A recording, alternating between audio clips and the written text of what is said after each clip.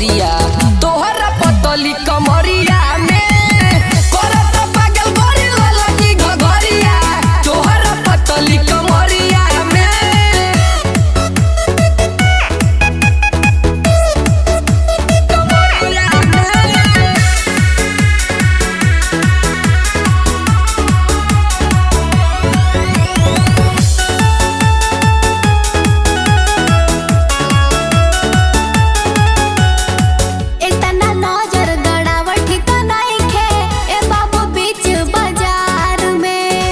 देखी डिजाइन मन को रोता गुड़िया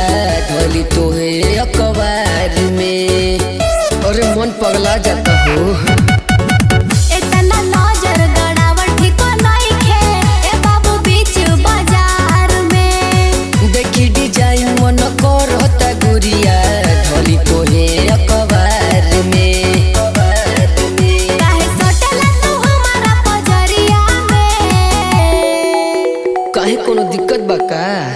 करता पागल गोरी ललकी घघरिया करता पागल गोरी ललकी घघरिया तोहरा पतली कमरिया में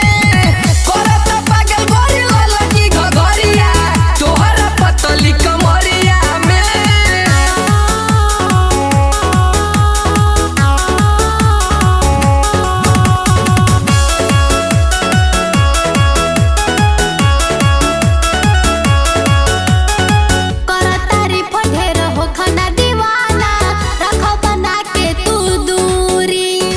छोड़ी ना पीछा राहुल सैनी शुभम सुना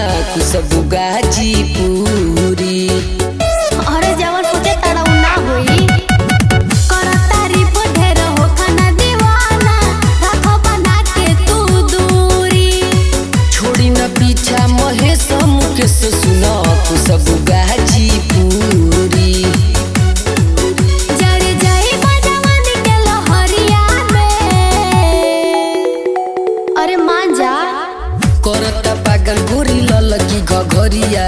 करता पागल गोरी ललकी घघरिया